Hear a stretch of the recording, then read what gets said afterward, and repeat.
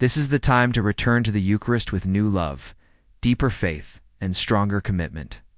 Go to Mass not only when it's easy, but especially when it's hard. Visit Jesus in the Blessed Sacrament. Speak to him, thank him, offer him your worries, your pain, your hope. He is not a distant God.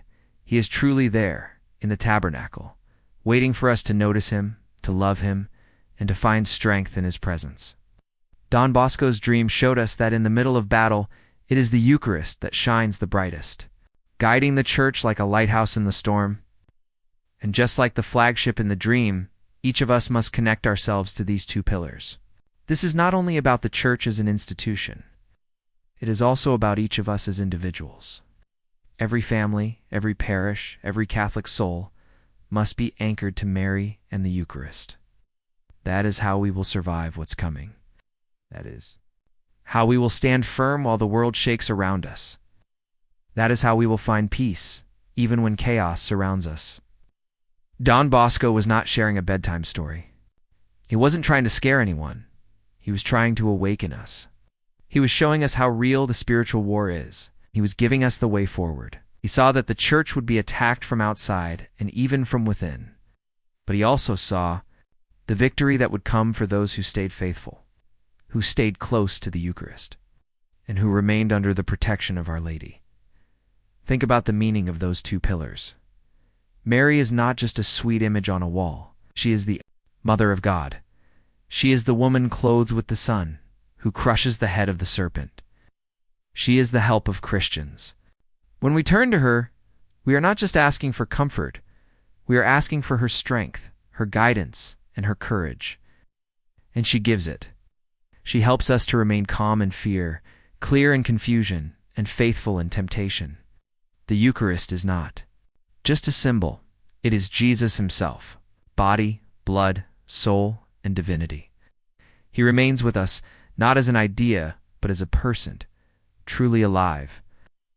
When we receive him in communion, when we adore him in the tabernacle, when we believe with all our hearts that he is there, he fills us with his grace. He gives us the strength to resist evil, the power to forgive, and the courage to witness to truth.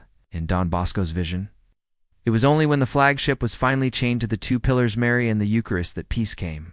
The battle was fierce, but when the ship anchored itself, the enemy scattered. The sea calmed, and the Church stood victorious. Not because it was stronger than the world, but because it was faithful to God. This vision speaks to us today louder than ever. We live in a time when many are confused. Some Catholics wonder if the Church is changing, if traditions are being forgotten, if the teachings are being softened or rewritten. Others feel divided between progress and tradition, between mercy and truth.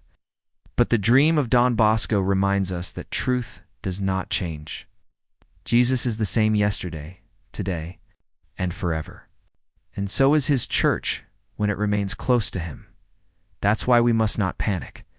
We must not fall into despair or division. We must not give up or walk away. We must anchor ourselves. If we want to help the Church, if we want to protect our families, if we want to find hope in these times, we must return to what is solid and eternal, the Eucharist and Our Lady. This is also a call to prayer, daily prayer, not just when we feel like it, but as a regular part of our lives. Prayer connects us to God. It helps us see through the fog. It strengthens our hearts when the world weakens us. The rosary is a powerful weapon, not just a string of beads. Every Hail Mary is like a spiritual arrow aimed at evil. Every mystery we meditate on draws us closer to the life of Christ. We must also return to the sacraments.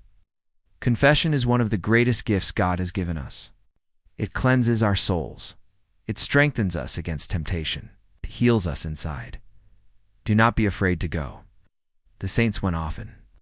Don Bosco himself encouraged frequent confession, not because we should be afraid of hell, but because we should hunger for heaven.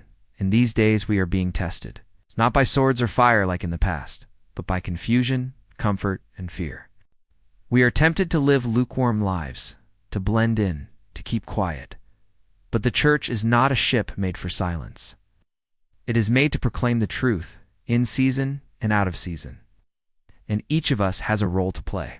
Whether you are a mother, father, priest, student, or retirer, faith matters. Your courage matters. Your witness matters. Don Bosco's dream was not the end of the story. It was the beginning of a decision. The Church can win. She will win. But only if she remains anchored, and that includes us. We're a part of that great ship. You're part of this spiritual war.